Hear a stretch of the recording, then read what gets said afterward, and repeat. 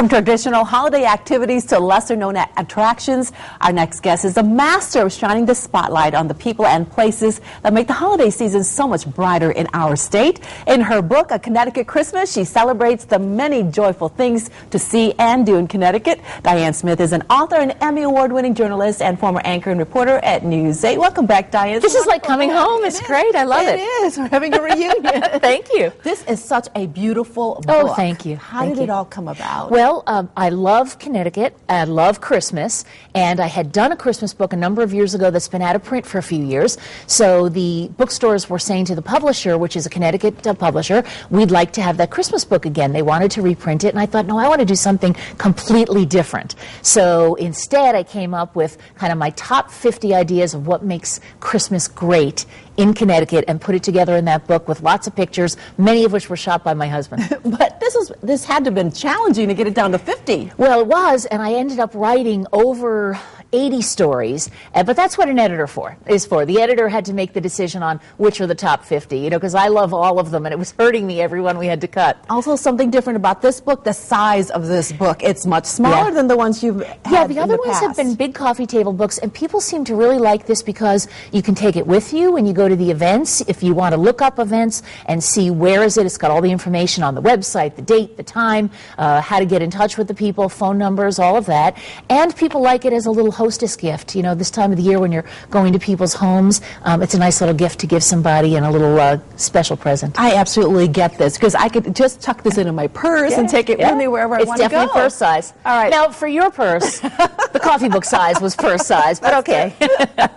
Let's take a look at some of the fun things people can do. Okay. All right. The first one is the fire truck in Now, Trumbull? this is fantastic. This is in Trumbull, and you can only have them come and visit you if you live in Trumbull. But a Trumbull volunteer firefighter decided no kid should go without a toy at Christmas. He came up with the idea of decorating this fire engine, and it travels from house to house. You pay them $50 to have them come to your house, deliver toys to your children. The $50 plus additional toys that you might donate go not only to needy kids, but scholarships for kids to go to burn camp. And when this shows up with Santa on board, this has a fireplace on board, music, 16,000 lights. The kids' eyes bug out. They go crazy. Wouldn't it be great if other fire departments decided to do this as well? It's a great fundraiser, and it would be terrific. And it brings all the firefighters together with a common cause, that's something that they like to look forward to. Oh, all right. Let's take a look at the next event you have. This is happening tonight in New Haven. It's called Unsilent Night. This is the 4th year, and it's put on by the Festival of Arts and Ideas. It's so much fun. I did it last year.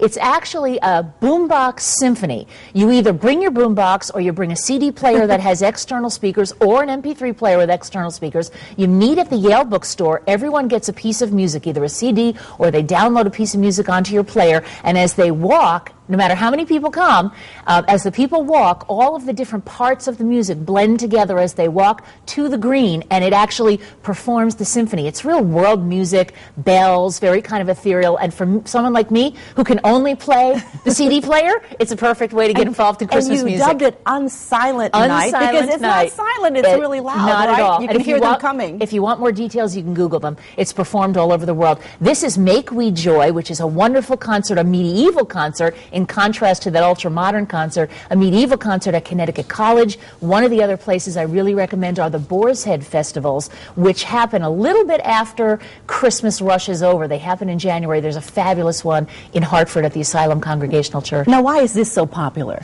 It's wonderful because it transports you back in time to some of the rituals that were performed, particularly in the United Kingdom, in England, at the big country manors and country estates, way back in the days of the lords and the ladies, and everyone is dressed in that type of costume, and there's lots of pageantry, and they actually bring out a giant boar's head, which was the highlight of those festivals. They'd have a boar's head which signified the death of Satan, but it also signified a huge feast. So it's really wonderful. It's filled with music and dancing, and it's terrific. Well, it gets you to the festive spirit of the season. All right, the next one is Let's take a look.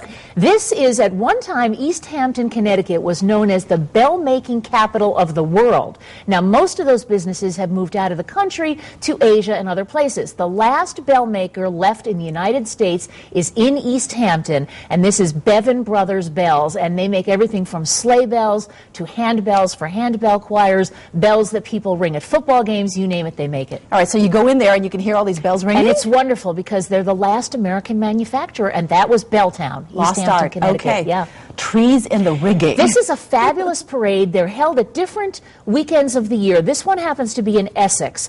But what is starting to happen is this has become so popular that other towns that have harbors, like Stamford, like Mystic, like New London, they're starting to have parades where all the people in town who have boats light up their boats, and people from other towns light up their boats with Santa and decorations and lights, and then they do a lighted parade that goes past the docks where everybody can watch it. This one happens to be Essex, but there's a great one in Stamford and Mystic, too. All right, and the Flying Santa. Okay, now this is a way to honor men and women in the service. This is really an honor for the Coast Guard people. It started back kind of in the very early days of flight, actually, and it was meant for lighthouse keepers. Now, most lighthouses are no longer populated with people. They're mostly all automated.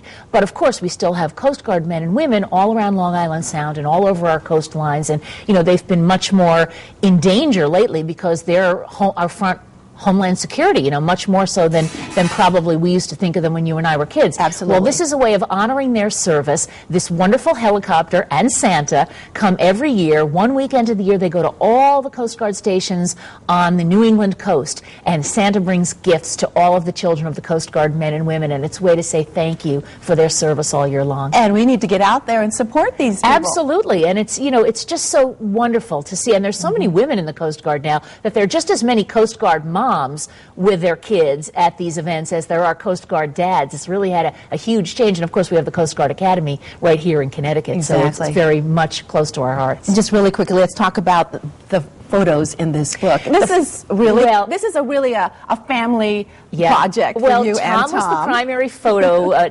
photographer, my husband Tom, and so we went to all of these events, and there's also stories about people, but many of them are centered around an event. The very first weekend of the Christmas season last year, he and I went to 13 events from Friday through Sunday all over the state, so he really got in the Christmas spirit. We didn't have time to get a tree, we didn't have time to get each other gifts, so on Christmas morning we were sitting in a house with no decorations, and he said to me, "This is the best Christmas we ever had. We saw everything and did everything, and I want people to get out and enjoy those events." Exactly right. Again, the book is A Connecticut Christmas. Diane, thanks so much for being here. Thank you so much for inviting me to be here. It's good to be